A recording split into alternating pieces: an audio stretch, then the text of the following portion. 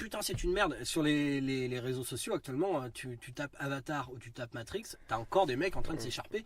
Moi j'ai eu un commentaire sur le bobine d'Avatar qui date d'hier je crois, où il y a un mec qui dit encore comment ce film est surévalué. Et il y a des mecs qui nous ont insultés parce qu'on a dit du bien d'Avatar. Il y a un type qui arrive, vous n'avez pas le droit de dire ça. Mais cette haine, mec, on dit ce qu'on veut et c'est souvent dans la gueule quoi, je veux dire.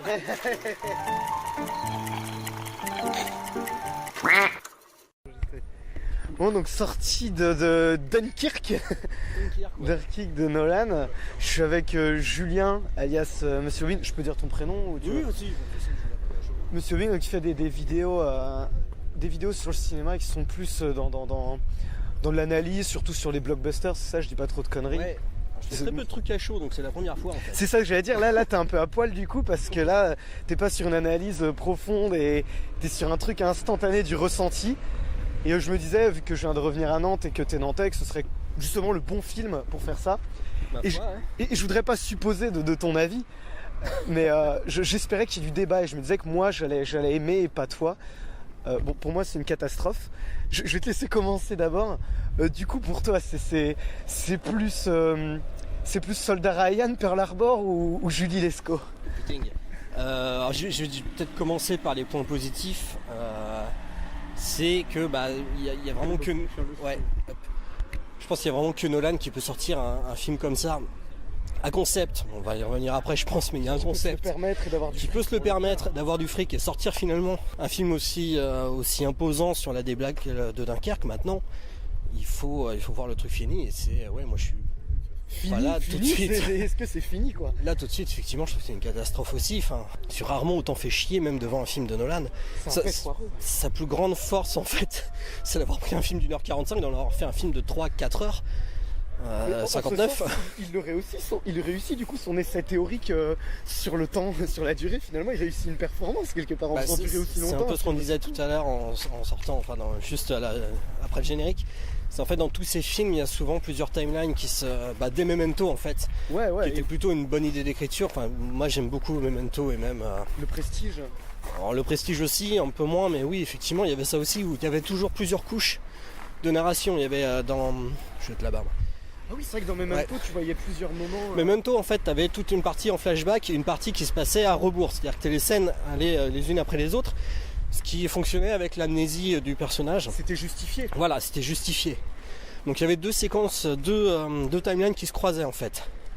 Donc chacune avait un intérêt narratif et finissait par se recouper. C'est par là ou par là du coup toi moi, ça va être le parking là-bas. Alors. Oui, bon, après, on peut se poser dans un coin. Puis, oui, on peut s'asseoir. Se poser là. Et même là-bas il y a du monde, on va plutôt se mettre là-bas. Mais alors attends, en plus on va revenir après parce que là en plus il reprend plein de trucs de plein d'autres de ses films.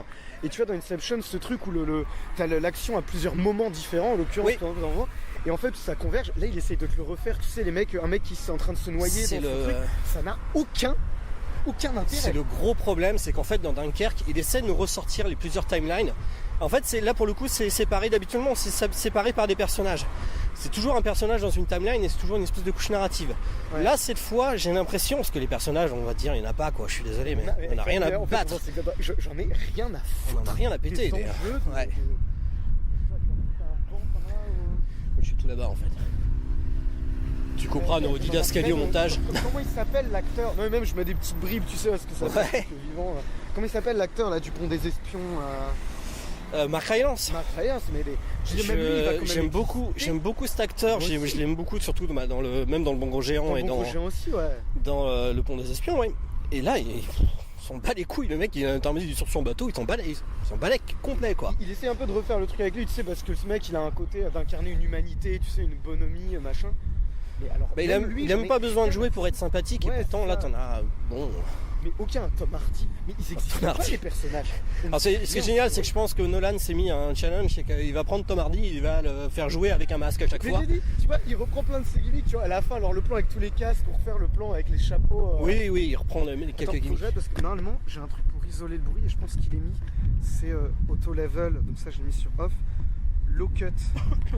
Non, c'est bon. On va se mettre au cul. Ouais, on va se poser. J'ai pas de bière, mais ça aurait été. Ouais, ça va. Alors Tom Hardy ne grogne qu'une seule fois dans le film. J'étais très déçu. À la toute fin, quand son avion, je spoil pas non plus, mais il grogne une fois. Mais bon. Alors, il manque aussi le Of course, Mr. Wayne. Il a un petit peu la voix de canard quand même. Hein. C'est Tom Hardy après. Rien d'autre. Bon, bah, Ah oui, qu'il y ait 3 timelines. Moi sur le principe, l'idée qu'il nous fasse un film. Au tout début, je pensais que c'était en temps réel, quasiment sans aucun dialogue. C'est vrai que c'est quand même. C'est assez culotté. C'est assez culotté pour Nolan, c'est-à-dire qu'il se met quand même plein de bâtons dans les roues. Donc rien que ça mérite quand même. Peut-être pas d'aller le voir, je sais pas. Après, c'est à chacun de se faire son avis. On sort de la salle, ça se trouve. Le film va mûrir aussi. Oui.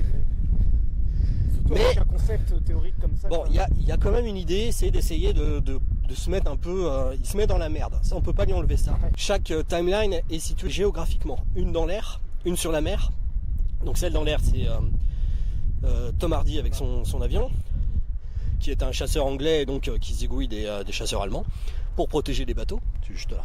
Même ces scènes de bataille aérienne, les dogfights, ils sont chiants comme la mort. C'est une catastrophe. Oui, pour vous dire, c'est 3 couches narratives. Du coup, en fait, c'est que t'en as une celle donc qui se passe sur Terre. Sur Terre, c'est 2 soldats qui cherchent à se barrer en fait et qui chaque fois qu'ils remontent dans un bateau, ils coulent.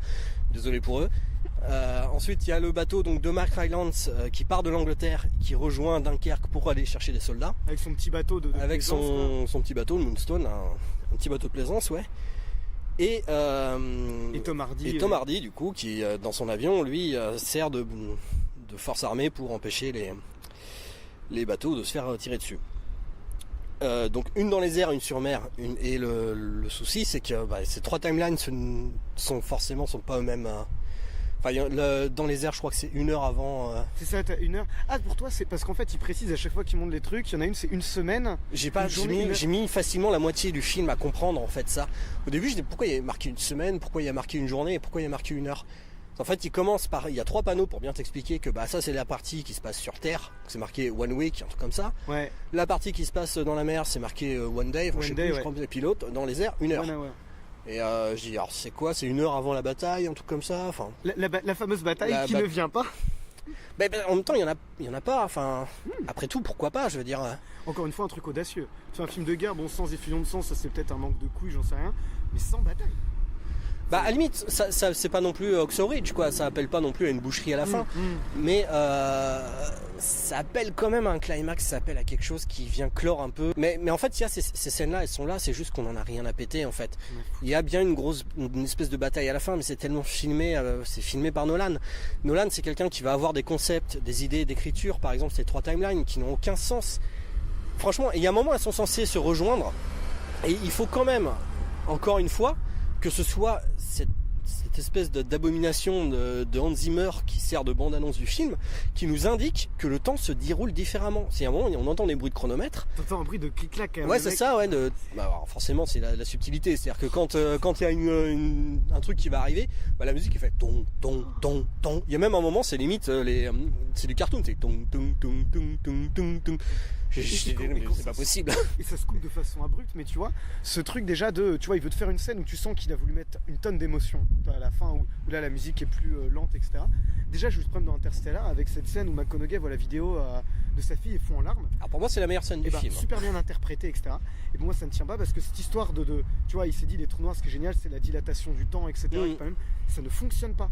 Pour des erreurs, alors je sais pas si c'est des erreurs d'écriture. En l'occurrence, je n'ai pas du tout ressenti qu'il y avait 27 ans de passé pour le reste des gens. Quand ils rejoignent leur pote, le black qui est resté dans le truc, il n'a pas l'attitude d'un mec qui vient de passer 27 ans où je peux en aller tout seul. Ça, c'est l'autre problème. Après, la séquence en elle-même, sur Interstellar, elle marche, je trouve, à l'écriture. C'est-à-dire que le fait qu'il retrouve tous les journaux de sa fille, il la voit grandir en étant absent, c'est limite la première fois dans un Nolan où il y a vraiment de l'émotion. Depuis longtemps, je veux dire. Il y en a, je veux dire, c'est pas non plus quelqu'un de totalement insensible, mais c'est quelqu'un, à un moment, j'ai l'impression qu'il s'est un petit peu trop regardé de nombril, qui s'est dit, je suis en train de...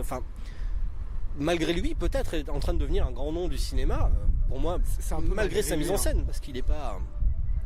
pour moi, il a pas le talent, en tout cas, il fait des téléfilms. Il y a rien là, putain, mais fais bien, tu vois, tu faisais téléfilm tout à l'heure avant qu'on aille voir le film, je dis ouais, un peu mauvaise foi, etc. Là, pour moi, c'est du. Il y a absence de mise en scène. Bah, en mise en scène, globalement, il y a absolument, tu reconnais pas de pattes, il y a pas de point de vue, il y a rien. Il y a quelques plans larges, tiens, c'est la première fois. Il y a des courtes focales et qui sont très belles. Il y a les plans aériens, les plans aériens sont très sympas. C'est peut-être les seuls moments, et c'est peut-être la première fois dans un film de Nolan, je me dis putain, en IMAX ça peut donner. Ouais. Mais en même temps, faut se taper. Je pense qu'il y avait des trucs sympas en IMAX. Interstellar, il fait la même chose en fait dans les dogfights que dans Interstellar, et Interstellar, ça m'avait profondément gonflé. C'est-à-dire qu'il peut pas s'empêcher d'accrocher ses caméras partout et surtout aux appareils.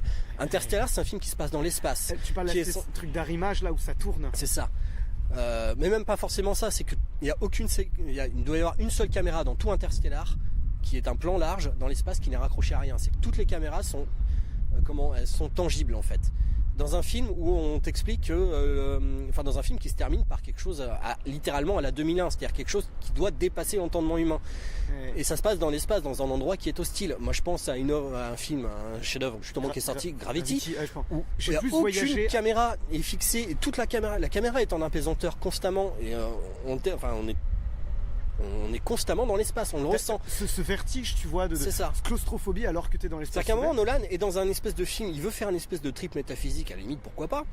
Mais il y a un moment, il faut savoir lâcher prise. C'est-à-dire qu'il faut, à un moment, partir aussi dans des délires. Kubrick, à la toute fin, il n'y a pas d'explication tangible.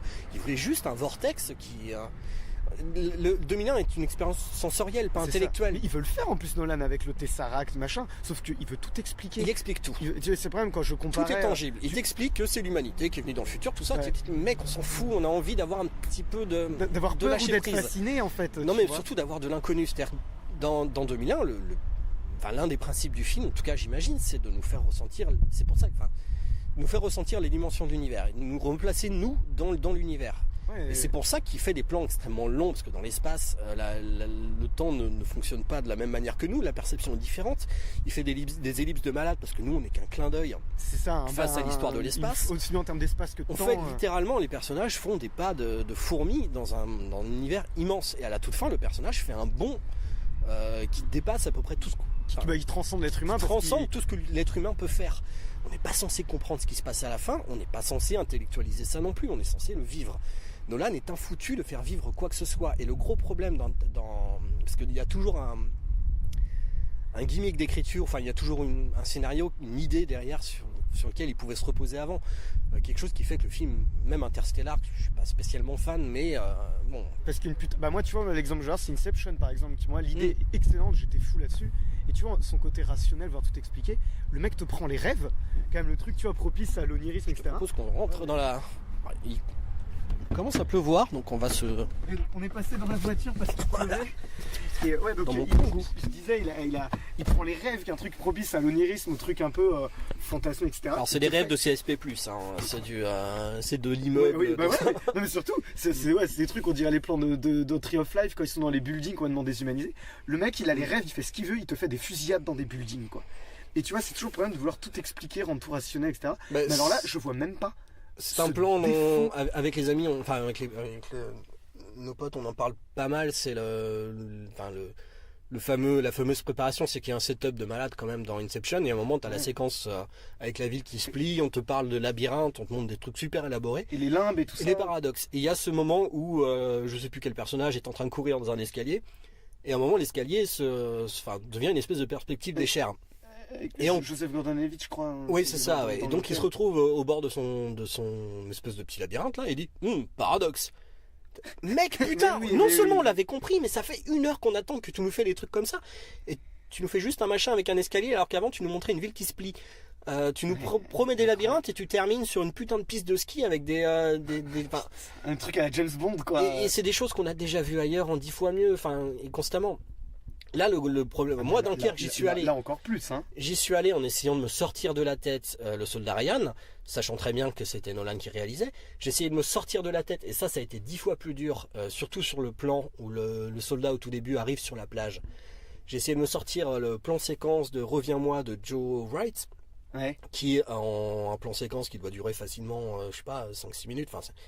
C'est un plan séquence de fou, montre je crois que c'est le même événement, la débâcle de l'armée anglaise. Et qu'il arrive tout seul et qu'il voit toutes les troupes. Il arrive dans une espèce de séquence quasiment apocalyptique avec il n'y a pas un dialogue, tu vois le protagoniste en fait arriver sur une plage avec des soldats en pleine déroute qui sont en train de picoler dans un coin, d'autres qui sont en train de faire les cons, une chorale qui chante, ils sont en train d'abattre les chevaux, enfin avec un décor derrière, et c'est un plan séquence, c'est-à-dire que tout a été fait en one shot, il y a quasiment très peu d'images de synthèse, je crois qu'il doit y en avoir un peu, mais gros dispositif. c'est c'est Joe Wright, hein, c'est un fou furieux, mais voilà, là c'est juste un plan dans un film. Alors c'est un plan séquence, il est assez long, mais c'est quelque chose, c'est quoi? C'est 10 minutes sur un film beaucoup plus long. Là, en 1h45, qui paraissent durer 3 heures, c'était interminable. Il n'arrive jamais à nous faire ressentir quoi que ce soit. Alors après... Il n'y a pas une idée de cinéma... C'est pas sa volonté. Je pense que la volonté dans Dunkerque, c'est d'essayer de faire monter la tension. Enfin, moi, je l'ai compris comme ça, tout du long. Oui. La musique, tu vois à quel point c'est artificiel, qui force là-dessus, c'est ce qu'il veut faire. C'est à peu près... T'enlèves le score, tu vois juste des mecs marcher. Moi, ce qui me fait un truc génial, c'est comment il s'appelle, Kenneth Branagh, qui joue un amiral, qui joue un mec de la Navy. Voilà, je sais pas s'il est amiral, mais en tout cas, il est... Celui qui dirige la mission d'évacuation sur place, quoi. Voilà, c'est lui. Et donc, je pense qu'on peut tracer un petit cercle autour de ses pieds pendant tout le long du film. C'est-à-dire qu'il ne bouge pas de ce putain de point. Et lui, sa timeline dure 1 semaine, je crois. Donc, en fait, il bouge pas de ses 2 pieds. En fait, il reste toujours là. Alors, je sais pas si c'est une volonté. Pourquoi pas, après tout. Mais c'est juste qu'il est toujours fixé ici. Il fait aucun pas, rien. Mais tu vois, il y a des moments où tu peux légitimer des erreurs en disant, moi je disais bon allez, il a voulu faire ça, mais non, parce que il y a rien, tu vois, comme tu dis, il y a aucun affect sur les personnages. Je vois même pas ce que ça peut raconter, et même son truc théorique sur le temps ne fonctionne pas non plus. Bah en fait, je pense que ça se parasite. C'est que dans l'idée, le fait de ne rien dire, moi je trouve que la séquence d'ouverture marche pas trop mal. La séquence où on suit juste le soldat qui arrive sur la plage, on comprend tout ce qui se passe, il n'y a pas une ligne de dialogue. Il n'y a pas rien de prononcé. Il y a un texte sur un journal, enfin un petit papier quoi. Oui, voilà, c'est tout. Mais le tout début, c'est quasiment sans dialogue. Ou alors c'est juste pour dire je suis anglais, tirez pas, des choses comme ça. Et donc le personnage, on le voit franchir un barrage, sortir d'une ville, franchir un barrage pour retourner sur la plage sur laquelle va se passer la majorité de l'action de tout le film. Et voilà, on le voit essayer de s'incruster dans les files d'attente pour les bateaux, etc. Là, pour le coup, le film commençait pas trop mal. Je me dis, bon, pourquoi pas, le personnage, on n'a pas forcément besoin de savoir d'où il vient, il n'a pas besoin d'avoir un passé, d'être lâche ou quoi que ce soit. L'idée que le personnage puisse se révéler dans l'action, c'est une très bonne idée. Et c'est quelque chose qui, je pense qu'il prend un risque, Nolan, là-dessus. Ouais. Il prend un risque à faire ça. Surtout qu'on l'attend pas à faire ça, parce que ça ressemble pas à ce qu'il a pu faire avant, en l'occurrence, tu vois. Après, s'affranchir du langage. Ouais. Limite, en fait, c'est quelque chose qui pourrait être intéressant à faire, c'est reprendre le film quand il sortira en Blu-ray ou en n'importe quoi. De le remonter. Et de le remonter en fait en temps réel, voir ce que ça donne. Si vous êtes capable de comprendre la timeline. Parce que c'est abscon. Enfin, j'ai pas compris moi. Il n'y a aucun repère. C'est-à-dire qu'au moins il m'a fallu quand même facilement 45 minutes. Alors je serais je sais même pas si c'est 45 minutes, mais le temps est dilaté. J'ai l'impression qu'il m'a fallu au moins 3 heures pour comprendre qu'en fait tout ne se passait pas au même moment, parce qu'à un moment on voit Cillian Murphy, donc qui se fait récupérer au début sur un bateau, et on le revoit. Et on le revoit après dans une séquence qui s'est passée avant. Donc j'ai mis quelque chose comme mais oui, en fait ça se passe pas aux mêmes temporalités. Et c'est là que j'ai compris les cartons au début. Bon alors je suis peut-être là en la détente aussi, hein, mais il m'a quand même fallu au moins tout ça pour comprendre que le temps était décalé. Sauf que passé ce délai-là, je ne savais plus en fait ce qui était qui était avant quoi en fait. J'essaie de faire un schéma. La seule chose que je me suis dit, oui, alors en fait les 2 soldats ça se passe avant, et donc tout ce qui se passe sur le bateau c'est après. Mais alors le dogfight c'est quand? Et ça se place quelque chose comme 5 minutes, un petit peu après. Ouais, c'est un petit peu plus tard. Et le temps que tu remettes tout ça bout à bout, tu t'intéresses pas vraiment à ce qui se passe. Moi, il y a un moment, j'ai lâché prise parce que ça demande un effort constant. De repères. En fait... Déjà, les repères spatiaux, parce que le problème, c'est qu'encore une fois, comme je dis, il fait ça géographiquement. Et comme je disais, le fait qu'il a cette manie de fixer ses caméras tout le temps, les dogfights sont filmés quasiment à l'intérieur du cockpit, ou alors avec une caméra au cul de l'avion, et tu suis toujours un bout d'avion. Il n'y a vraiment aucune caméra dynamique, rien. Il y a aucune volonté de faire du spectacle. Alors à la rigueur, qu'il fasse un dogfight entièrement filmé à l'intérieur d'un cockpit, pourquoi pas, mais qu'il fasse le truc au bout, parce que là pour le coup il y a zéro tension. Les dogfights sont d'une mollesse, j'ai jamais vu un truc pareil quoi. Il fait tourner sa caméra pour te donner l'impression, c'est hyper artificiel. Il y a des panoramiques, quelques-uns, alors tout est très lent, il y a des moments où... C'est vrai que la lourdeur que je trouve progressive de plus en plus dans le cinéma de Nolan, là c'est un... Je sais pas comment le film va être accueilli, je sais pas... Limite, moi, les mecs derrière nous avaient pas l'air... Moi j'ai entendu un mec dire, quand tu vois et que tu dis ok c'est ça le climax, quand t'as Tom Hardy qui revient, etc. Le mec t'a fait putain c'est nul. C'est vrai que le film est extrêmement déceptif parce que tu t'attends, effectivement il essaie de monter une tension tout du long. La musique de Zimmer, enfin quand je dis musique je me comprends. Non mais quel score de merde quoi. Ouais. Après Zimmer pour moi il a toujours, il y a quelques rares moments où il a fait des trucs sympatoches mais depuis quelques années il chie sur ses synthés quoi. Hein. Ouais. Et là je pense qu'il a torché ça en une matinée. Enfin, non mais là c'est bon, tu me fais un truc avec le temps, alors tu vas mettre un petit tac-tac pour que les gens comprennent parce que je suis pas sûr de mon monteur. Il met trois petites notes de piano histoire de dire ouais attention je fais un film intelligent mais voilà ça se trompe personne. Je pense qu'il va être même mal reçu en fait parce que tu vois, moi le cinéphile, il y en a quand même beaucoup qui commencent à avoir marre de Nolan, mais le grand public va être le truc déceptif. Il va attendre une bataille, il va attendre quelque chose. Alors, bon. Moi je comprends pas que quelqu'un puisse être ému quand les personnages n'existent pas en fait. Il n'y a pas grand chose à se raccrocher en fait, c'est vraiment le problème quoi. Moi enfin là, je suis allé voir, il y a Baby Driver qui sort aujourd'hui. Moi je l'ai vu en avant-première il y a 2 semaines je crois. Et bon, les films sont probablement pas comparables, mais là tout de suite je dirais que c'est l'extrême inverse. C'est un film qui au contraire va te mettre un rythme extrêmement musical, va te coller dans le siège baquet d'une bagnole et tu vas pas en sortir pendant... Enfin, là pour le coup la durée est beaucoup plus courte, c'est-à-dire que ça passe beaucoup plus vite quoi. Mais si du coup c'est légitime la comparaison parce qu'il y a quand même quelque chose, là il veut faire quelque chose sur le rythme aussi. Donc c'est légitime de les comparer. Je sais pas trop ce qu'il veut faire quoi. Je pense qu'il essaie de se mettre en danger et sortir de sa zone de confort. Oui, et pour le coup c'est plutôt louable, sauf que du coup il se plante complètement. Je veux dire là il a rien, il a aucun filet et il s'écrabouille quoi. Tu te rends compte que du coup le seul truc qu'on trouve de positif c'est bien essayé quoi. Enfin c'est audacieux quoi. Il a tenté un truc. Habituellement, moi, ça me suffit à aller voir un film.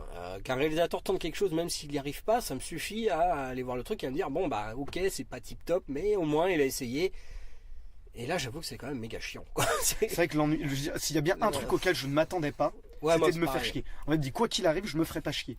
Les premiers retours les rares retours, j'en ai pas vu beaucoup, hein, mais j'ai cru lire à droite à gauche que c'était une séquence de bataille pendant 1h45. Ouais, un climax constant quoi. Voilà, moi je veux bien, ok. Sauf que là, il n'y a aucune scène climatique. C'est-à-dire qu'il n'y a vraiment rien, aucune tension, les dogfights sont plats, il y a vraiment que la musique de Zimmer qui est là, et c'est quand même triste à dire, si elle n'était pas là, ce serait le coma au bout d'une heure quoi. S'il n'y avait pas, tu te dirais ouais ok c'est encore l'intro quoi. C'est quand même la première fois où je suis content que Zimmer ait une bande originale de Zimmer. Putain c'est vrai que tu l'enlèves. Tu l'enlèves, il n'y a plus rien. Tu ne comprends plus déjà rien. Tu comprends plus rien, tu es complètement perdu. Tu sais pas par exemple qu'il y a un bombardier qui va arriver. Les bombardements sont hors champ, c'est-à-dire que la plupart des séquences qui pourraient être un minimum. Je lui reproche même pas de faire de l'anti-spectaculaire, enfin pourquoi pas, mais mec, fais-nous pas une scène de tension pour juste 3 pétards dans l'eau hors champ, c'est-à-dire qu'il y a quand même des explosions, tu vois un petit bout sur l'écran et tu vois juste les soldats se baisser.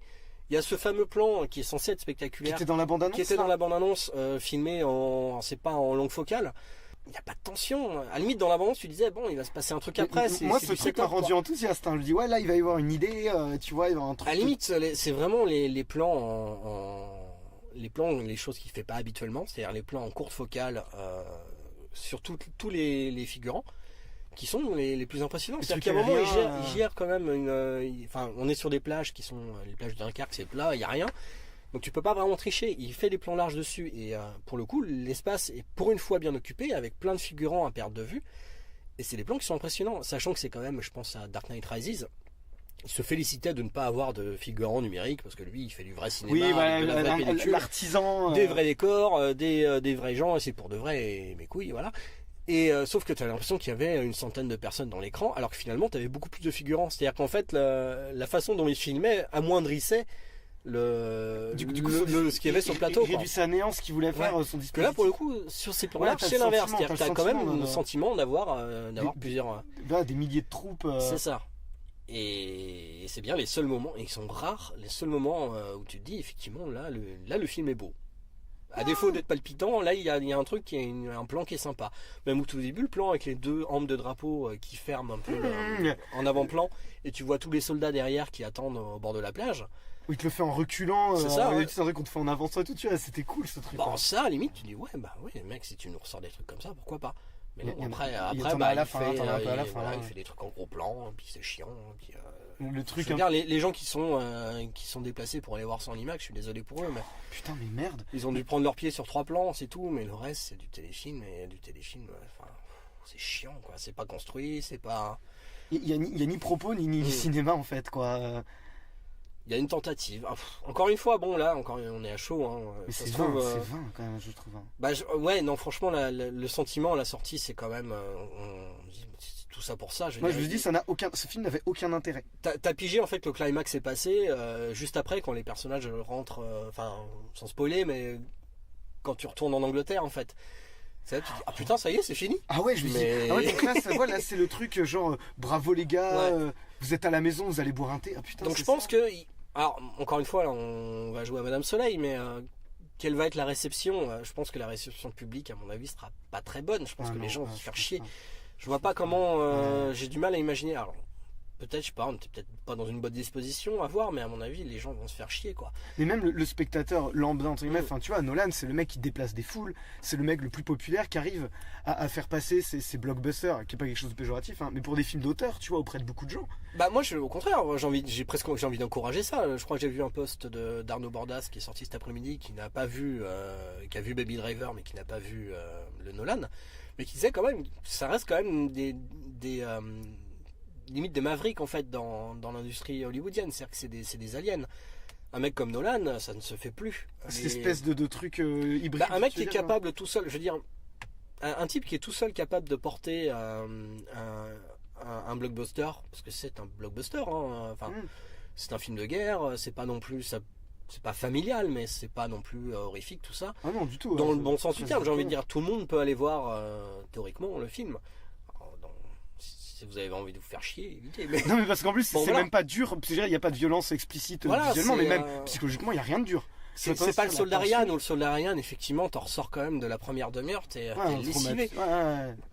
Tu t'es pris en plus la guerre comme tu ne l'avais jamais vu avant. C'est-à-dire que quand Spielberg fait un film, généralement, derrière, quand il s'attaque à un genre, le genre est changé à jamais. Mais il crée le classique. Quand il fait un film de guerre, il change tous les classiques. Quand il fait un film d'aventure, il change tous les classiques. Tous les films après, finalement, ne sont que des... Et là, là non, là, je pense pas qu'il y aura de film post. Hein. Mais non, mais moi en plus je me disais, Nolan, il va faire un truc sur la Seconde Guerre mondiale, etc. C'est un truc qui est déjà éculé, tu vois, les grands réals l'ont fait, etc. Il va avoir quelque chose à raconter. Et moi j'avais cette conviction, il a quelque chose à dire de nouveau qui n'a jamais été vu, jamais été fait. Et même sur l'immersion, tu vois, mon autre petit espoir c'est l'immersion. Il suffit juste de voir, je veux dire, ça shaky cam là, ça sert à rien. Désolé, le plan, tu sais, toute la séquence vers la fin avec le sniper où t'as le mec qui est blessé par terre et où, putain, t'y es quoi, t'as la pluie qui te coule dessus, t'étais vraiment au cœur de l'action. À aucun moment je me sens avec eux. Non. Et je vois pas ce que tu dis du cinéma post ça, non. Autant Interstellar, je me dis qu'il va avoir une influence. Tu Interstellar, vois, je pense encore une proposition audacieuse, quoi. On va faire un thriller sur des trous noirs. C'est faire un film de science-fiction. Alors moi, c'est un truc que j'aime pas trop, science-fiction sérieux. La science-fiction, c'est sérieux, hein. Même si c'est de la gaudriole dans l'espace, tu peux faire ça sérieusement. Ouais, Starship Troopers, c'est sérieux. Voilà, et pourtant c'est une espèce de gros, c'est un emballage de grosses pantalonnades dans l'espace, avec les Barbies qui se font passer au mixeur, mais derrière c'est Verhoeven, il y a une raison, je veux dire, le mec qui te fait... lui en l'occurrence il a un truc à raconter, tu vois, il a plein de trucs à raconter. Il a un truc à raconter, pour le coup Starship Troopers c'est le film qui réussit à te faire attacher à des personnages absolument détestables, c'est vraiment Ken et Barbie. Et qu'en plus ils pensent qu'à leur gueule. Tu vois que c'est cynique, tu vois qu'il y a un côté vraiment, regardez, on les fout, et pourtant les scènes sont palpitantes, et pourtant t'es dedans. Et c'est toujours ce qui m'a fasciné dans Starship Troopers, c'est cette espèce d'équilibre. Il est toujours sur une corde. Il pourrait tomber dans le film ultra cynique. Il pourrait tomber à l'inverse dans le film ultra patriotique. Et il est toujours sur la corde. Et toujours vraiment, il reste toujours sur son cap. Parce qu'il soigne ce qu'il fait, tu vois. En fait, si par exemple la séquence Clem to Drop, machin, où ils atterrissent, si elle n'était pas soignée, cette post réussie, ce serait uniquement cynique. Ce serait une pastiche et tout. Il fait des vraies scènes d'action. C'est-à-dire qu'il il veut vraiment faire du cinéma. Et il y a un gros côté pastiche, mais en même temps derrière ça reste palpitant quoi. C'est du ultra vomite quoi. C'est les mecs qui font des blagues débiles, mais en même temps la musique est cool. Moi du coup je pense à merde Tenacious D, tu vois, où les mecs savent chanter, ils savent jouer de la guitare. C'est derrière tu vas voir pour la blague et en même temps tu vas voir pour. Bon là Starship Troopers ça va plus loin que ça évidemment. Là Dunkerque c'est du Nolan quoi. Je pense que c'est du Nolan qui est arrivé au bout de son... ouais, il est au bout de... Tu vois en fait dans le sens il s'attaque à des genres nouveaux à chaque fois, il veut faire son film, il essaie de faire un classique ou un truc nouveau, tu vois, il s'attaque au truc où il faut être solide quoi, la SF, le film de guerre, etc. Il va faire quoi après? Il va faire un film de deux. Il s'attaque à un genre qui nécessite de la spatialisation. Un truc tout con, c'est que il y a un moment il faut savoir d'où les gens tirent. Si tu fais un film de guerre, il faut un moment un minimum savoir gérer l'espace. Déjà n'importe quel film d'action, tu vois, là où McTiernan par exemple était brillant, etc. Toujours tu sais où ça se passe. C'est ça. Et s'il veut te faire perdre tes repères, il le fera et il trouvera un moyen de le faire qui sera un moyen cinématographique. Ce sera pas juste une pauvre shaky cam sur un personnage qui court. Ou un panneau. Voilà. Donc, ouais, je pense que. Alors après, faut voir la suite de sa carrière. Faut voir la réception du film, faut voir ce que ça va donner. S'il se mange une veste, peut-être qu'il va revenir à des projets peut-être un peu plus. J'allais dire presque personnels, parce que là, ça fait quand même des. J'ai pas l'impression qu'il avait envie de tourner ça en fait, il y a aucune vraie envie derrière. C'était quoi? C'était l'envie, tu crois, de faire un dispositif, tiens on va remonter des vrais avions, je pense qu'il y a un petit côté, un petit syndrome Villeneuve, il a besoin de montrer que c'est un grand cinéaste et donc il s'attaque à des sujets, il va faire son film de science-fiction sérieux parce qu'il faut faire le truc à la 2001, il va faire son film de guerre parce que il coche les cases, un peu aussi à la Ridley Scott. Ridley Scott c'est un mec, là il refait des aliens mais c'est pas tant qu'il refait il revit ses gloires passées. C'est quelqu'un qui est persuadé maintenant qu'il a un nom, même pas, non, c'est un grand, c'est le mec il a fait deux chefs-d'œuvre, voilà. Donc maintenant son nom est au Panthéon et il doit être à la hauteur de cet héritage. Je pense que Nolan il a un peu le problème. Donc il va faire God of Egypt, c'est-à-dire qu'il va refaire son grand film sur l'Exode. Mais c'est de la merde. Il va faire, je sais pas, Gladiator, il refait la chute de l'Empire romain d'Anthony Mann, mais c'est une pub de gel douche quoi, c'est mignon mais surtout Ridley Scott a l'excuse de la sénilité, moi je trouve très récemment sur les aliens là Covenant c'est tu vois qui veut faire son univers à la Star Wars, un truc machin etc. Bon bref, on va pas parce qu'Alien justement parce que voilà, il veut expliquer Alien, tu vois, ce qui fait peur dans Alien c'est que tu ne sais pas pourquoi elle est là et là il t'explique tout un truc, la créature de l'homme et tout. Mais il a l'excuse de la sénilité. Nolan, il a pas cette excuse, tu vois. Nolan, je pense qu'il a eu le melon. Alors, je sais pas. Et quand tu dis pas trop de sa faute, forcément, quand t'es porté autant, tu vois, quand t'es autant glorifié. Il y a des réalisateurs qui arrivent à garder la tête froide. Il y a d'autres qui après. Et il y en a qui sont brillants, donc même s'ils gardent pas la tête froide, c'est pas très grave. On prenait l'exemple d'Edgar Wright, mais Edgar Wright, là actuellement, il y a eu une critique. Je sais plus si c'est les Arocs ou Télérama. Enfin bon, bref, les gagnants quoi encore, qui expliquaient que c'était un film, qui surfait sur son succès et que c'était son film le plus impersonnel, un truc comme ça. Je sais plus exactement. Genre feignant quoi. Ouais. Or le mec c'est son premier succès, ses précédents films n'ont pas marché. Ils ont eu un succès culte ou critique. Et il sort surtout d'un énorme coup dur, c'est-à-dire qu'il s'est pas fait virer d'Ant-Man, mais il s'est barré d'Ant-Man. Il s'est barré quand même d'un truc qui aurait dû le mettre à l'international, parce que Edgar Wright c'est pas quelqu'un qui fait il fait des films d'initiés. La trilogie Cornetto, c'est vrai. Mine de rien, il y a quand même des prérequis pour bien comprendre ce qui se passe. C'est pas grand public. Moi je montre ça à ma femme qui a strictement rien à péter du cinéma, enfin pas autant que moi. Ça va pas la toucher pareil, il y a des trucs qu'elle va pas comprendre, il y a des références qu'elle aura pas. C'est des films qui sont assez hermétiques, presque au sens alchimique quoi. C'est-à-dire que c'est vraiment des choses qui vont. Il y a l'humour peut-être qui peut du coup quand même être plus fédératrice. Oui, mais derrière dans la façon de réutiliser les genres, de les détourner, enfin même pas forcément de les tourner, mais d'en faire des vrais pastiches en fait, de reprendre tous les codes. Je veux dire si t'as pas les codes, même en ayant vu des films de Michael Bay, t'as pas forcément assimilé les codes. Alors que nous, en gros geek, quand il fait le plan tournant dans Hot Fuzz, on sait ce qu'il fait. Le Body Movie Cop à la Bad Boys, le mec il refait Bad Boys, en plus il le cite dans le film. Mais voilà, il y a toujours, même le Body Snatchers, si tu sais pas ce que c'est un film de Body Snatchers, ce qui est le cas je pense de pas mal de monde. Les gens ont probablement vu des Body Snatchers, mais ils savent pas que le genre s'appelle Body Snatchers. Si t'as pas ça, si t'as pas les codes, tu peux pas comprendre. Baby Driver, pour le coup, c'est son film le plus ouvert. Et Scott Pilgrim, n'en parlons pas, parce que Scott Pilgrim, pour le coup, c'est vraiment un film extrêmement hermétique. Justement des codes jeux vidéo, culture geek, c'est tout ça, de BD. C'est une vraie œuvre pop et vraiment. faire vraiment une synthèse et d'essayer de réinventer quasiment presque un langage, quoi. Mais tu vois, tu dis Edgar Wright, et moi j'aime pas énormément Edgar Wright, mais ce qu'il a, et on a parlé de Starship Troopers avant, moi les films que j'aime le plus, je crois, dans le blockbuster, c'est ceux qui peuvent être apprécié, alors peut-être pas autant, mais pour des raisons différentes, par le spectateur lambda qui veut se divertir, etc., où il aura un bon divertissement, et par le cinéphile qui va y trouver des choses, qui va avoir, tu sais, ce cinéma de l'intertextualité, entre guillemets, enfin, tu vois, qui va répondre, qui va reparler d'autres choses, qui fait vivre le cinéma en lui-même. Ouais. Je vois De Palma, tu vois, avant le film, oui. J'adore De Palma pour ces raisons-là aussi. Et que du coup, le cinéphile et le spectateur lambda, ils trouvent leur compte. Pour le coup, Baby Driver, c'est un film qui, à la fois, va jouer sur plusieurs couches, mais qui, je pense, au niveau du grand public, va fonctionner. Enfin, si c'est rythmé, c'est son premier vrai succès. Quand c'est bien rythmé, de toute façon, ça marche. Le rythme, c'est son premier succès. Et donc, je reviens à ma pensée, parce que j'ai encore pas mal dévié. Mais en fait, on a envie de parler de cinéma, du coup, pas de Dunkerque. C'est un mec qui, lui, n'a pas été un moment mis sur un piédestal. C'est pas un type à qui on a dit t'es un génie. Ah ouais, quelle aurait été sa carrière? Je pense qu'il est suffisamment solide et il a suffisamment de recul. La tête froide. Ouais, mais en même temps, il a la tête froide parce qu'il a pas enquillé des cartons. Hein. The World's End, ça a coûté moins cher que Scott Pilgrim, mais ça a pas marché non plus. Hein. Ça fait moins d'entrées, je crois. Alors vu que ça coûtait moins cher, je crois. Hein, je dis peut-être une connerie, mais il me semble que ça a un peu moins bien marché que Scott Pilgrim, qui était déjà un désastre hein, qui était pas, ça n'a pas du tout bien marché. Ça a été très très mal distribué aussi, faut le dire. Mais les films en France d'Edgar Wright sont super mal distribués. Mais attends, et du coup, Baby Driver, là, c'est vraiment un gros carton aux États-Unis ou relatif, quoi? C'est son premier carton en fait. Je sais pas exactement, j'ai pas vu les chiffres récents et j'attends de voir ce que ça va donner en France. Mais apparemment, ça marche bien, quoi. Parce que tu vois, tu parlais de la suite de carrière de Nolan, de la réception publique. Interstellar a cartonné, alors quand même, il te propose un film, quand même un truc, un truc de quasiment 3 heures dans Interstellar, oui, voilà. Nolan, c'est quelqu'un qui va te sortir des pitchs de films qui ne devraient pas cartonner. Qui ne devrait même pas passer la barrière, et il a le poids pour faire passer ça. Mais c'est vrai que même quand il fait un Batman, il te le focalise sur le méchant plutôt que sur Batman, tu vois. Ouais. Et ça, finalement, je trouve que c'est plutôt bien qu'un mec comme ça ait du succès. Maintenant, ce serait bien que ça aille un peu ailleurs, quoi. Moi, j'aime bien qu'un mec soit, même s'il est un peu mégalo, tu vois, mais qui fasse son délire, qui décide de se péter un délire à 160 millions de patates. Très bien.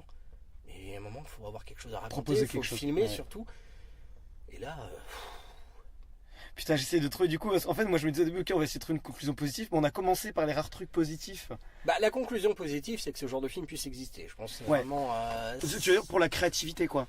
Même dans l'environnement actuel, Hollywood, où Edgar Wright, on en parlait tout à l'heure, mais il s'est frité avec ça sur Ant-Man. Il s'est retrouvé un moment à l'écriture, il avait développé pendant quand même quelques années le film. Et alors je sais, la version, il y a plusieurs versions, on le saura peut-être un jour exactement ce qui s'est passé. Ouais, mais je crois ce qui s'est passé, c'est qu'en fait le scénario a été réécrit. Parce qu'entre temps, il a fallu rajouter les personnages du Marvel Cinematic Universe dans Ant-Man. Donc il a fallu, je sais pas quel caméo il y a, je l'ai vu au ciné en plus et je l'ai complètement oublié, genre 10 minutes après. Mais en tout cas, voilà, il a fallu raccorder tout ce bordel au MCU. Et là, Wright a dit, ok, faites la réécriture, on verra. Une semaine après, le script revient, et là, il voit que tout a changé, en fait, tout ce qu'il avait mis en place a changé. Et c'est lui du qui coup, s'est cassé, il dit, là, je me casse, quoi. Il a dit, oui, c'est lui qui s'est cassé, ouais. Tu veux dire que pour une fois, ce qu'on disait aussi avant le film, on aurait pu avoir à nouveau, ce qui paraît depuis des années, un auteur qui te fait un film de super-héros. Mais c'est on est reparti à dériver sur Marvel. J'ai l'impression que je peux pas faire quoi que ce soit sans taper sur Marvel, mais en même temps, ils cherchent la merde. Actuellement, c'est l'espèce l'idée de faire des franchises comme ça, qui sont toutes interconnectées. C'est la nouvelle mode à Hollywood. Hein. Je veux dire, là, t'as le Monstroverse de Legendary avec Kong Skull Island, King Kong et King Kong versus Godzilla, et le prochain King Kong où il y aura King Ghidorah. Enfin, voilà. Il y aura la lamentable tentative de la momie. Je l'ai pas vu. Je suis resté loin de ça. Hein. J'ai pas voulu. J'ai pas voulu aller le voir, mais parce que j'aime encore un petit peu Tom Cruise en tant qu'acteur. Et j'ai pas. Tu veux garder l'image de ce jeune avocat ou de type qui joue avec ses cocktails. Enfin. Voilà. Et on a ça. Et d'un autre côté, t'as Nolan qui a encore le poids pour faire Nolan, mais comme Spielberg, qui va sortir un film qui n'est pas une franchise, alors c'est une adaptation de livre. Oui, c'est vrai, de pas être dans soit un reboot, mais un remake. Ça reste marginal désormais. Ces mecs-là sont devenus marginaux. Alors qu'il fut un temps, voilà, même un Roland Emmerich, à un moment, tu pouvais dire, il sortait des trucs originaux, quoi. Faut quand même, merde, quoi, Roland Emmerich qui sort un truc original, faut le faire. Pour qu'on en vienne à regretter, finalement. Donc c'est ça, c'est que un truc comme Dunkerque sort dans ce contexte-là, et c'est bien que ce film puisse exister. C'est cool de voir qu'il peut y avoir autre chose qui sort du carcan. Voilà, le film c'est autre chose, quoi. Le film en lui-même, tu vois, moi il m'a fait même, tu vois, il te fait reconsidérer pas mal de choses mauvaises. Pour te dire, hein, il m'a presque fait reconsidérer Denis Villeneuve. J'ai toujours dit que c'est du sous-Nolan, Denis Villeneuve, et que là où Nolan fait de la tension, il fait de la lourdeur. Et en fait, là je me demande si c'est pas Nolan qui devient un sous-Villeneuve, tu vois. Je sais pas, ouais, alors Villeneuve c'est autre chose, hein, mais Villeneuve, lui, je pense que c'est un mec qui a besoin de reconnaissance de malade. C'est un tâcheron. C'est un tâcheron, c'est qu'il est un foutu de torcher quoi que ce soit, et il fait des pubs, quoi. Je pense que c'est un type qui a pu savoir avec Zack Snyder qu'avec Nolan. Nolan c'est un fétichiste. Je comprends le fétichisme. On en parlait au début avant la séance. Du matériau, du truc artisanal, de la pellicule. Il a une idée du cinéma qui est très très matérielle. C'est-à-dire que lui, il va falloir des choses en dur, il va falloir de la péloche, et c'est une idée qui est... j'ai envie de dire, là pour le coup c'est vraiment du fétichiste, un peu à la Tarantino aussi. Hein. J'allais dire, il y en a quelques-uns, tu vois, des espèces... Paul Thomas Anderson, il le met moins en avant, mais pareil, c'est un mec qui est très attaché. Même Spielberg, c'est quelqu'un qui avait déclaré à un moment que ce serait le dernier à tourner en pellicule, et il s'est mis au numérique aussi comme tous les autres, puis il a fini par faire un film en perf cap. C'est quelqu'un qui a toujours malgré tout réussi à évoluer, au moins à s'essayer.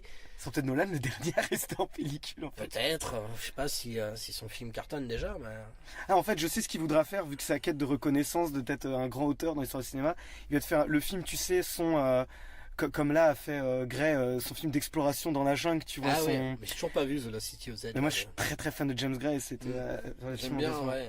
J'aime beaucoup James Gray, quoi, de tout. The Immigrant un peu moins, mais... J'ai pas vu The Immigrant, ouais. Little Odessa par exemple, j'ai vu, c'est le dernier que j'ai vu et que j'avais trouvé super, quoi. Et ouais. Enfin ouais, il va faire son film, comme on dit, son Aguirre, quoi, tu vois. Oui, bah oui. Il va vouloir faire ça, Nolan. Je sais pas. Je pense qu'il vient de le faire, j'ai l'impression. Ah putain. Ouais, il a fait son 2001 et là il fait son Aguirre, quoi. Bah, en tout cas, je pense que j'aimerais bien parce que moi j'aime bien son début de carrière, mine de rien. Je sais, le Prestige, même dans une moindre mesure, Inception. À la rigueur, je trouve le film vachement lourdingue, mais la proposition est intéressante, c'est déceptif, mais malgré tout, il y a des choses qui restent. Mais tu vois, quand t'as tout qui est en train de péter, qu'il a fait ça dans les rues de Paris, quand l'hôtel, pareil, le temps s'effondre et qu'en fait, il a fait un gros truc sur piston et tout, et ça rend quelque chose de bien, en fait, parce que du coup, bah, tu vois, ouais, t'y crois. Après, chez Nolan, je trouve que c'est du fétichisme, quoi. Alors pour placer George Miller. Putain, j'avais ma conclusion où j'allais placer George Miller pour toi. Désolé, alors je t'ai grillé la priorité, je suis désolé. Donc lui, quand il fait Mad Max Fury Road, derrière, s'il a besoin vraiment de faire péter des bagnoles, il le fait, et tu sens finalement derrière, il y a quelque chose d'assez viscéral. Il n'y a rien de viscéral chez Nolan. Non, surtout là. Il peut y avoir des moments un peu viscéraux. Par moment, il y a des moments où il se passe un truc, tu vois, où il y a même à l'image la scène où dans Le Prestige, quand il se fait péter le doigt. Ouais. Tu sens quelque chose, t'as mal pour lui, tu vois le sang couler et tout, c'est fait en dur. C'est peut-être anecdotique dans tout le film, mais mine de rien, là dans Dunkerque, il n'y a rien. Il n'y a aucun moment où c'est la guerre, quoi. T'as pas de danger. Enfin, il y a du danger, c'est que les personnages sont dans une position de danger mortel et il n'y a aucun moment tu ressens ça. Même cette séquence quand il arrive un peu claustro là, quand ils sont enfermés dans la coque et qu'il y a des balles qui sont tirées. À la limite ça, si c'est peut-être le seul moment je trouve. Et je voulais qu'il y ait plus après. À peu près réussi, mais c'est long, ça s'étire inutilement dans la longueur avec le pilote qui est dans son avion qui commence à couler aussi. Où là effectivement tu commences à suffoquer parce que t'es enfermé dans un. Et là, les séquences sont réussies, peut-être parce que aussi la géographie de l'espace fait qu'ils pouvaient pas faire autre chose, quoi. Et du coup, là, on comprend ce qui se passe parce que c'est un espace clos. Voilà, t'es dans un espace clos, t'as l'eau qui monte. Je veux dire, là, c'est vrai que c'est pas compliqué de faire un truc. Mais bon, là, voilà, on va pas non plus bouder notre plaisir. Quand ça marche, ça marche. Et c'est bien les seuls moments où il se passe un truc. Tu te dis, les personnages sont en danger et ça cut sur les types dans le bateau, puis ça cut sur le mec dans son avion, puis ça cut. Puis au moment donné, ce serait bien d'arriver à une conclusion parce que ça commence à être un peu long là. Très très long. Et tout le film, c'est ça, c'est que on t'étire, on étire. Je sais pas, il a essayé. Il y a des moments, j'ai presque eu l'impression qu'il s'est dit, je vais essayer de refaire.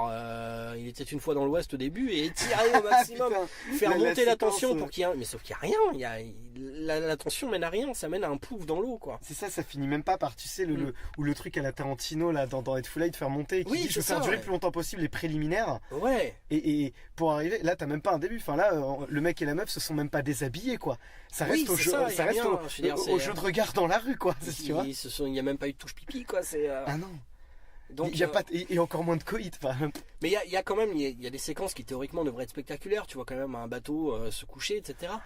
Et donc la manière dont c'est filmé, t'as l'impression que le truc est toujours en fait c'est tourné à revers, donc tu vois jamais vraiment le bateau couler.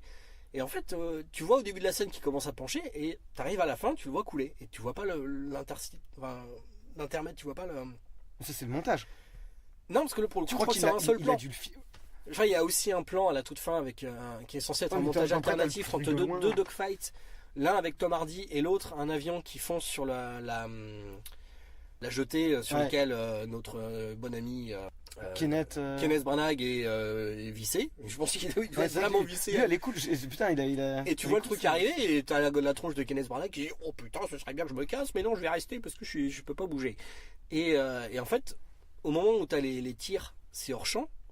C'est les tirs de l'avion, alors il y a une espèce de micmac entre les deux, et tu mets, la séquence, elle est. Mais tu sais rien compris quoi. Tu sais que tu viens de m'apprendre parce que moi, en fait, j'ai capté. Moi, jusqu'à la dernière seconde où ils se mettent à couvert, je croyais que c'était Tom Hardy. Je croyais que c'était lui qui venait les sauver. Et pourtant, t'as repère parce que le moteur de Tom Hardy est arrêté, donc il plane. Et l'autre, c'est un avion allemand, tu le vois. Et oui, effectivement, t'as une espèce de montage pareil entre les deux. Et t'es paumé. Et il y a cette espèce de moment qui est censé, je sais pas, parce qu'il a voulu faire jouer sur peut-être, je sais pas. C'est un moment où tu vois un avion tirer, et en fait c'est la séquence de Tom Hardy. Sauf que t'entends tirer dans la scène avec Kenneth Branagh, et tu vois l'avion exploser, tu sais pas. Mais quand bien même ce serait mieux monté et on comprendrait, ce serait quoi? Ça voudrait dire quoi? Je veux dire, quand tu fais un montage alterné à plusieurs moments, c'est que tu veux montrer un lien entre là en les fait je pense personnages. que c'est du suspense. C'est juste en fait il y a un moment, il voit l'avion arrive. Il y a Tom Hardy qui, son avion est en... C'est un truc tout con, hein. C'est vraiment une séquence toute conne. C'est que t'as un avion qui arrive pour tirer sur la jetée. Au moment où il est à portée de tir, les mecs se disent c'est foutu, on va se faire tirer dessus. Et il y a, comment il s'appelle, Tom Hardy qui arrive à la rescousse avec son avion. Il arrive à tirer alors qu'il son avion... C'est juste ça en fait. Mais c'est monté de manière tellement alambiquée. Parce qu'en plus, on a ça après la séquence. Mais surtout qu'on te l'entrecoupe avec un autre avion qui vient tirer sur le bateau qui est ailleurs, alors qui est pas au même moment. Putain. Et en fait, le moment où Tom Hardy tire sur l'avion, il est hors champ. C'est-à-dire que tu ne le vois pas. Tu vois juste les mecs applaudir l'avion de Tom Hardy qui plane.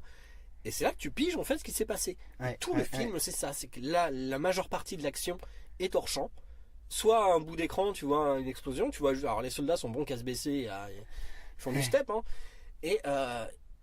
Et c'est tout quoi. C'est vraiment hors champ. Ou alors t'es perdu dans t'es perdu constamment. T'es perdu dans la géographie, t'es perdu dans le temps. Ah d'accord là en fait. Ah bah non ça colle pas. Les moments intéressants se passent hors champ. J'ai l'impression que le mec s'est raté sur à peu près tout ce qu'il a essayé de faire. C'est ça. Ouais c'est ça ce que je dis. Le mot que je dis c'est une catastrophe tu vois.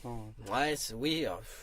Je pense encore une fois ça va mûrir, on va peut-être voir des qualités au film qu'on n'est pas capable de voir maintenant. Qu'on va voir des merdes pires et qu'on va se dire putain finalement peut-être aussi ouais.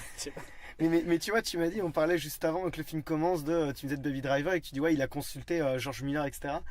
Et je pense que Nolan aurait peut-être dû consulter George Miller. Il aurait dû consulter Spielberg au lieu d'essayer de le singer à un moment. En plus t'as vu il te reprend le truc Spielbergien des regards et sauf que tu sais même pas dans le regard du mec tu vois quand il voit l'avion arriver est-ce que c'est de la peur ou est-ce que c'est mon sauveur arrive. Et sans déconner, j'ai revu il y a pas longtemps Independence Day qui passait à la télé. Là, le truc Spielbergien des regards, moi j'aime beaucoup, tu vois. Allez, on a la limite du plaisir coupable, mais j'aime beaucoup Independence Day. Et là, ce truc des regards fonctionnait. Et là, même ça, qui est quand même un procédé, pas un symbole, mais un motif extrêmement efficace. Même là, ça marche pas. Bah. Parce que quand c'est Spielberg qui filme, c'est Spielberg qui filme quoi. Je veux dire, il y a un moment. Il te filmerait un tabouret, ce serait passionnant quoi. Il te fait les regards, puis à un moment t'as le contre-champ. Et le contre-champ est à la mesure de l'intensité du regard. C'est pas un peu foireux. Là, il n'y a pas de contre-champ. C'est-à-dire que t'as le regard sur Kenneth Branagh qui est sur une caméra fixe, enfin ça bouge pas quoi. Il y a pas de. Puis là, il fronce des yeux, il a fait un truc à la de Maximi, tu sais, j'ai à dormir chez vous, une caméra fixée sur sa tête. Peut-être, ouais, c'est ça, et il se contente de tourner. Il est fixé aussi, quoi. Il y a cet acteur anglais, parce qu'il y a un casting 3 étoiles quand même, hein, qui est sous-exploité. Cillian Murphy, j'ai mal pour lui, quoi. Le mec, il se contente de se mettre en PLS dans un bateau, et il fait ça tout le long du film, c'est tout. Il fait que ça. Putain. Il ne fait. Alors, il se passe qu'il y a un truc intéressant, on dirait toujours une fois, il y avait un truc intéressant. C'est vraiment le truc, c'est pareil, t'en as rien à péter. T'en as un foutre, mais tu vois, ça pourrait être, bon, ça peut-être pas le spoiler, pas spoiler, mais tu vois, un truc intéressant du mec, tu te dirais de base, bon, c'est vraiment une merde, j'ai envie qu'il meure, et en fait, tu comprends que c'est plus compliqué que ça, et qu'il est complètement perdu, et qu'il a peur. C'est pas, les personnages parlent de la peur. Ça mène à rien, il y a une péripétie sur le bateau avec les mecs qui. Et t'en as rien à péter. Je veux dire, ça ne mène strictement à rien, et ça prend une place énorme dans un film qui avait pas forcément besoin C'est terrible quand même, c'est l'un de ses films les... Enfin, je sais pas si c'est pas c'est son plus mauvais. Enfin, je crois que... Non mais en termes de durée, est-ce que c'est pas un de ses plus courts? Je sais pas. The Following, je crois qu'il est court. Ouais. Je crois que c'est ou surtout d'avant Noodles ou Needle, un truc comme ça, sais pas, qui doit durer 1h et quelques. 1h45 actuellement dans la norme des blockbusters qui court. dure 2h30. Enfin, je sais pas, il y a eu Transformers 5, alors j'ai malheureusement pas vu. Non, j'ai raté aussi malheureusement. Mais bon voilà, chez Michael Bay c'est 2h30, tu vois. Là c'est 1h45, donc tu te dis, habituellement oui il me semble que c'est assez long quand même. Là 1h45 tu te dis, ça va être peut-être un peu plus ramassé.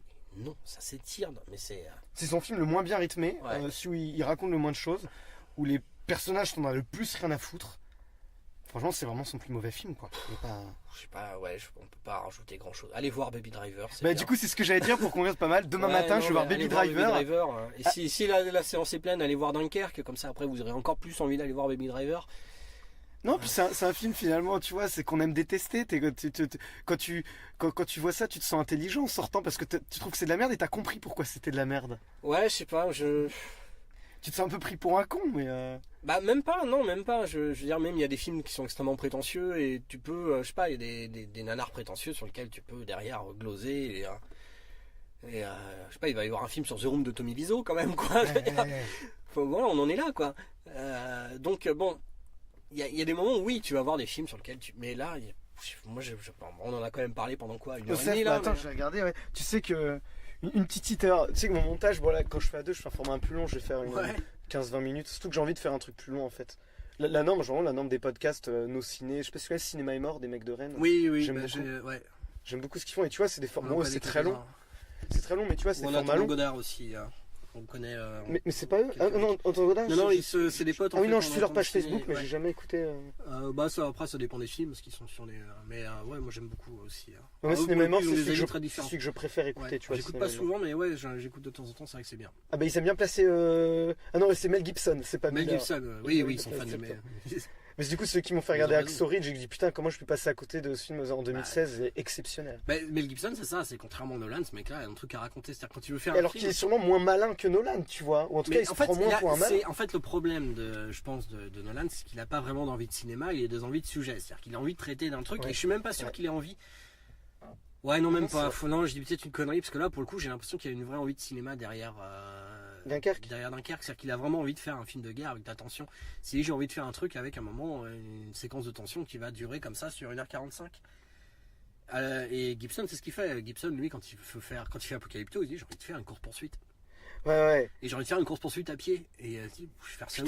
Je vais faire ça chez putain de Maya. Et puis il te sort un espèce de d'ovni définitif, un truc que tu te prends dans la gueule, tu vois 5 fois et t'as toujours pas vraiment. C'est hallucinant, tu te dis mais comment il a fait ça? Il y a des plans, tu te dis comment il a fait ça? C'est vraiment un truc qui te prend aux tripes. Ah bah, tu peux couper les sous-titres, il y a des moments où tu as vraiment, là c'est viscéral vraiment. Là lui il arrive à s'affranchir du langage en fait. Il arrive à te remuer les tripes, alors que ce soit en montrant lui-même de la tripaille ou tout simplement en mettant le nez dans la merde quoi, il y va. Son film, t'es vraiment à hauteur et pour faire ça il faut faire du cinéma, c'est-à-dire que il suffit pas de filmer de la merde ou filmer des cœurs arrachés, c'est qu'à un moment il faut se mettre à un niveau d'un personnage, il faut un parti pris, il faut quelque chose. Là, il va y avoir... là, il manque de parti pris, Nolan, il n'y a rien dedans. Le prochain film, on peut peut-être conclure là-dessus, mais moi, la bande-annonce que j'ai vue, là, qui est sortie il n'y a pas longtemps, c'est celle du prochain Joe Wright, pour boucler avec Reviens-moi, Atonement en anglais. Ouais. Là... c'est un biopic de Churchill, donc ça va traiter aussi de la Seconde Guerre mondiale et probablement de cet épisode-là. Et en fait, dans la bande-annonce, il semblerait que le parti pris pour filmer la guerre, ce soit de faire uniquement des plans vus de dessus. Alors, ça peut paraître un peu malin dit comme ça, mais connaissant Joe Wright, qui est quelqu'un qui chorégraphie parfois, qui fait des chorégraphies de malade, si vous avez l'occasion de voir Anna Karenine, même si le sujet vous emmerde un peu, parce que c'est vrai que attends, est-ce que j'ai vu, je me demande si j'ai vu un film de Joe Wright en fait. Bah, vois au moins Reviens-moi, vois Anna Karenine. Bon, on va dire qu'on a conclu. Bon, je te laisse te démerder pour la conclusion. Grosse déception. Pour le montage aussi, je vais essayer de faire mieux que Nolan. Essayer de pas dilater le temps comme lui. Allez voir Baby Driver. Ouais, bah du coup, voilà, c'est ce que je vais faire demain matin. Ouais. Et je pensais pas, il y a une semaine, me dire que j'aurais hâte de voir Baby Driver et que je serais déçu en sortant du Nolan. Et en fait, c'est tout l'inverse, quoi. Donc c'est cool. Voilà. C'est cool. Et du coup, merci. Bah, de rien. J'aurais aimé qu'on voit un bon film et qu'on soit pas d'accord. Mais c'est aussi agréable d'être d'accord avec quelqu'un, c'est rassurant, tu vois. Oui, voilà. Ouais. Je me serais senti un petit peu seul, du coup, tu vois. Non, mais Avatar, en plus, c'est un truc de non-cinéphile, tu vois. Je vois moins les cinéphiles taper dessus, s'acharner dessus. Et c'est un truc un mec, une fois, m'avait verbalisé ça dans un bar. C'est qu'en fait, vu que le cinéma est très accessible, c'est une espèce de snobisme de beauf. Et en fait, qui veulent se faire mousser. Et tu vois, qui vont chier. Titanic, combien de fois des gens m'ont dit, mais comment tu peux aimer le cinéma et être fan de Titanic? Parce qu'en termes de rythme, c'est un chef-d'œuvre. C'est pas censé être accessible. Enfin, c'est un film qui est accessible parce que c'est Cameron et que c'est quelqu'un qui a déjà très envie de divertir les gens. Non seulement ça, mais surtout qui est un scénariste de fou. Enfin, Avatar, j'ai lu le scénario et qui est différent du film. C'est l'un des rares scénarios parce qu'il y a une version longue et elle était limitée par. C'était une limite physique, c'est-à-dire qu'il ne pouvait pas dépasser les 2h48, je crois, puisqu'il tournait en pellicule en 70 mm. Enfin, en tout cas, le film, pour la projection IMAX qui n'était pas numérique, ne devait pas durer 70. Ah ouais, ah oui, je disais, c'était technique carrément, vraiment très 2 heures et quelques, parce que les bobines à un moment sont pas assez grandes, tout simplement. Et maintenant qu'on est en numérique, il aurait pu faire son film plus long. D'ailleurs, il a sorti une version longue qui était ressortie en IMAX. Putain, j'ai pas vu la version longue. Il y a combien de temps Elle de est plus? pas extraordinaire. Je préfère la version longue en Blu-ray. Ouais. La version longue ciné, avait une scène en plus, une scène d'un festival de la chasse avec les navis, donc qui est assez impressionnante, pareil, mais narrativement, ça portait pas grand-chose. Pas grand-chose. Les apports les plus intéressants sont dans la version longue Blu-ray, je pense. Qui notamment même le personnage de Trudy Chacon, Michel Rodriguez, et je crois un petit peu plus développé parce que le personnage a une relation amoureuse avec Norm. Enfin, encore une fois, c'est de la fluidité, c'est-à-dire que le mec va te faire un film de 2 heures sur un bateau où tu connais la fin. Et en plus, il te la grille, c'est-à-dire qu'il y a un truc qui est génial chez Cameron. Et c'est qu'en plus, ça s'ouvre dessus, quoi, pour les 2-3 au fond qui savaient pas. C'est qu'en fait, t'avais un truc inédit à peu près dans Titanic. Il y a une chose qu'on savait pas vraiment, c'est nous on a tous l'image du Titanic qui coule comme ça, comme un bouchon, c'est-à-dire qu'on le voit en entier puis blouf, voilà. Et en fait non, il s'est pété en deux et c'est quelque chose apparemment qu'il a découvert en allant lui-même. Ah bah oui, avec son des sous-marins. Le mec il était carrément filmé. Et donc au tout début, on a sur le Keldysh, qui est d'ailleurs le bateau de l'expédition de Cameron, joué par comment il s'appelle, Bill Paxton, regretté Bill Paxton, RIP d'ailleurs, qui est mort il y a pas très longtemps. Qui joue James Cameron en fait. Bill Paxton, c'est l'avatar de James Cameron. Ouais. C'est le type qui arrive, l'espèce d'explorateur qui veut aller retrouver. Qui veut aller voir l'épave, mais il sait pas trop pourquoi et il va comprendre à la fin en fait. Une fascination. Il va comprendre ce qui s'est passé, il va revivre le drame. Et en fait, il y a un moment où le personnage de Monsieur Bodine, qui est le meilleur pote de Cameron, donc pote de plongée. Le mec tout barbu là qui explique que c'est un pote de Cameron en fait. Et donc le mec explique à un moment que le bateau, avec une petite animatique 3D, donc voir ce qui s'est vraiment passé.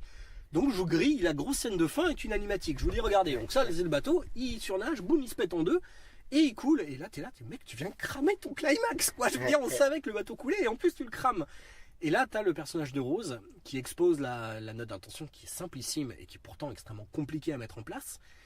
Elle dit, oui, alors c'est un peu agacé, elle dit, c'est bien joli votre truc, Monsieur Bodine, mais vous comprenez bien qu'à vivre l'expérience, c'est quelque chose de complètement différent. Là, de mémoire, tu dois avoir le travelling sur ses yeux qui dézoome sur Rose jeune. Ouais. Et à partir de là, je crois que le truc se passe plus ou moins en temps réel. Non, le temps réel, ça va être à la toute fin sur l'iceberg. Mais en tout cas, à partir de là, tu as le bateau qui commence et tu as facilement tout un film qui est là juste pour te... En fait, c'est ça que j'aime bien chez Cameron, c'est qu'il va faire un film entier pour un moment. C'est-à-dire que chez Cameron, il va faire un film entier avec 2 personnages, une espèce de relation amoureuse impossible qui va se terminer par un désastre digne de la fin du monde. C'est-à-dire qu'il met tout en place pour que tu aies une vision apocalyptique à la fin. Avec un monde, avec ses couches qui sont séparées, ces luttes politiques, ces luttes mythologiques, etc. Il te met vraiment en place un truc de malade pour tout faire péter à la fin. Et c'est elle qui fait couler le bateau à la toute fin. C'est-à-dire que c'est elle, à un moment, en détournant le regard des vigies. Donc, dans la diégèse, les mecs ne voient pas l'iceberg parce qu'ils regardent Jack et Rose en train de s'embrasser. Mais en même temps, ce qui se passe, c'est quand elle embrasse Jack, c'est-à-dire qu'elle elle fait péter les gonds de la machine. Elle est dans un monde ultra huilé, avec ses castes, et elle décide de briser elle brise quelque chose qui fallait cette pas chose-là en tombant amoureuse de quelqu'un qui n'est pas de sa caste, et donc elle fait péter littéralement, elle fait voler en éclats le monde. C'est elle qui fait... Putain, en fait, c'est ça que Cameron voulait faire avec Titanic, quoi. Mais non, même encore, ce qu'il voulait faire, c'est juste terminer sur Rose, sur son petit bout de planche avec Jack, et lui dire au revoir, le lâcher dans l'abysse, et elle se dire moi j'ai envie de survivre et de nager. C'est un personnage qui veut mourir tout le long du film, et elle a toute fin. Quand elle a la chance de mourir, elle veut vivre. Parce que le personnage de Jack lui a redonné l'envie de vivre. Et tout le film mène à ce moment. Jusqu'à ce final où Cameron fait ce qu'il a déjà fait dans Abyss, c'est-à-dire qu'il filme l'après-vie, elle se fait réanimer. Mais tu as ce plan-là. Et Cameron fait la même chose dans Titanic, où à la toute fin, tu as le travelling qui part sur ses photos, où tu vois qu'elle a eu la vie remplie qu'elle avait promis à Jack, qui fonce vers les abysses et retourne avec les... c'est-à-dire qu'en fait, elle a... Que son esprit, elle est toujours là-bas. En fait, elle a accompli ce que les morts du Titanic n'ont pas pu. Elle a vécu pour tous les gens qui sont morts. C'est-à-dire qu'à la toute fin, elle les rejoint, parce que du coup, elle aussi, elle a vécu le naufrage. Elle aussi, c'est une naufragée. Et qu'elle fait partie d'eux, et elle leur a amené une sorte de rédemption. Et que lui a donné en ayant une vie, en fait. Donc tout ça. Et le mec il te fait ça. C'est-à-dire que Cameron, Nolan n'est pas capable de ça. Vas-y, conclusion, plutôt aller voir d'un cadre, revoyez Titanic. Non mais on a défié comme des cochons. Hein, mec, on est parti de quoi? Là tu vois, on a gardé le cadre du cinéma, on a réussi à garder le cadre du cinéma. Non mais c'est bien, on est parti de Dunkerque et on est arrivé sur Cameron. Je pense que c'est une bonne façon de finir la soirée. Et puis on est passé par Spielberg, tu vois, deux, trois personnes qui ont des trucs intéressants à dire. Edgar Wright, beaucoup d'Edgar Wright. Je vous ai dit d'aller voir Baby Driver. Allez voir Baby Driver. Je suis pas sûr, donc dans le doute, allez voir Baby Driver.